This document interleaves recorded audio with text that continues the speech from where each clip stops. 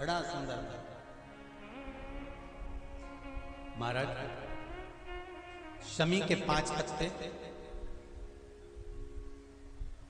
बेलपत्री के 5 पत्ते,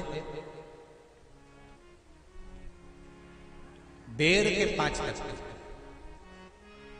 क्या क्या चीज है जरा जम के बोलो। शमी के 5 पत्ते, बेर के 5 पत्ते और बेलपत्री के 5 पत्ते। महाराज श्रावण महीने की दोनों अष्टमियों में से कोई भी अष्टमी, यह भी जरूरी नहीं है कि सोमवार की ही अष्टमी चाहिए।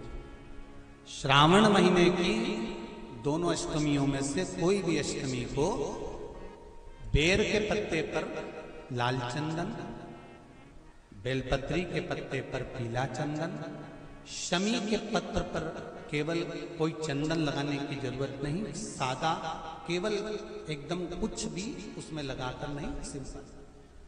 पहले लाल चंदन वाले पत्ते, फिर बेलपत्री के पत्ते, फिर शमी के पत्ते शिवलिंग के ऊपर समर्पित कर कर उसको उठाकर वापस लाकर बेलपत्री के पेड़ के नीचे ही 1 लोटा जल समर्पित कर कर पहले पत्ते चढ़ा देंगे, फिर लोटा भर जल समर्पित कर देंगे।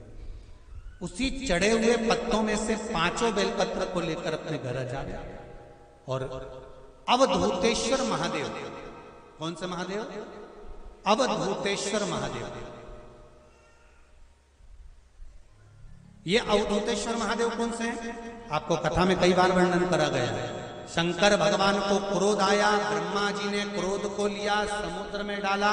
उस रूप को क्रोध का एक रूप था, क्योंकि जो मदिरा पान करने वाले होते हैं, व्यसन करने वाले होते हैं, गलत काम करने वाले होते हैं, इनको सुधार करे जाओ। जितना तुम समझाओगे ये उतना कबूल होंगे। तुम बच्चों से कहोगे गलत लड़के के साथ रह रहा मत रहे, तो और ज्यादा क्रोध करेगा, और चिड़चिड़ करेगा, और अपशब्द कहेगा। तो ये क्रोध को सही नहीं कर। अवधूतेश्वर महादेव, अवधूतेश्वर महादेव का स्मरण कर 5 पत्तों को लेकर आइए। कुछ समय बाद जैसा जैसा समय की अनुकूलता मिले, आप किसी मदिरा का पान करने वाले या किसी व्यक्ति को वो पत्ते दोगे या प्रसाद के रूप में दो तो अच्छी बात है, नहीं तो उस पत्ते का थोड़ा थोड़ा भाग भी प्रतिदिन मात्र 21 दिन तक अगर थोड़ा थोड़ा भाग भी दे दिया जाए तो धीरे धीरे धीरे धीरे मदिरा पान, व्यसन, गलत आदतें छूटना प्रारंभ हो जाती है और वो शंकर की शरणागति ग्रहण करते। महाराज शिव अर्चना, ये तो अभी अभी लोगों की थोड़ी सी सोच गलत हो गई। ये दुनिया के लोगों को ये तो मालूम नहीं है भगवान शंकर के लिए। हाँ, शंकर भगवान के पास में भांग रहती है, शंकर भगवान के पास में भांग रखी हुई होती है। शंकर भगवान का भांग का श्रृंगार होता है, क्योंकि उसको बूटी के रूप में, औषधि के रूप में लिया जाए। पर कोई कहे कि शंकर भगवान भांग का नशा करते हैं, तो ये संसार के लोगों को समझा देना कि शिव भांग का नशा, मेरा भोलेनाथ भांग का नशा नहीं, शिव नशा। दूल्हा दरवाजे पर जब आता है, मटकी में जो दिया लगाया जाता है, सालीहों लेके खड़ी होती है कन्याओं, वो मटकी में 1 बत्ती का दिया लगता है कि 4 बत्ती का लगता है? जम के बोले 4 बत्ती का लगता है ना। 4 बत्ती का दिया, क्योंकि हमारे यहाँ शुभ कार्य हो रहा है, 4 बत्ती का दीप लगाया। तुम्हारे यहाँ प्रतिदिन घर में आरती करते होगे, तो जो घी के डब्बे में भींगी भींगाई बत्ती रखी रहने, उसको निकाल के धर देते। बोलो सही है गलत है? निकाल के धरी, माचिस से लगाई, तन मन धन सब कुछ तेरा, और आरती कर पुरा के, घंटी बजा के, भोग लगा के, शक्कर रख के, भगवान को प्रणाम करके चली जाए।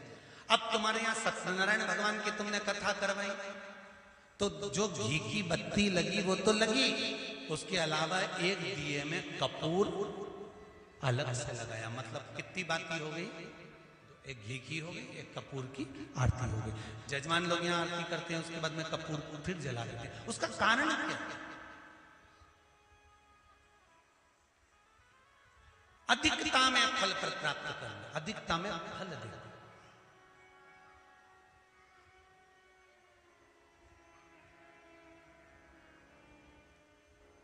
साल, 2 साल, 4 साल, 6 साल में आप भी प्रयास करा करो, पतली पतली बत्ती बनाकर 108 गिनकर घी में जब उसको पूरी बांध लो, घी में भिगो कर रख लो। कोई घर में विशेष कार्य हुआ या कहीं तीर्थ गए, कहीं गंगा जी के घाट पर गए, सरयू, मंदाकिनी, नर्मदा, गोदावरी, छिपरा आदि आदि के घाट पर गए तो उस बत्ती को प्रकट कर कर जलाकर रख दिया।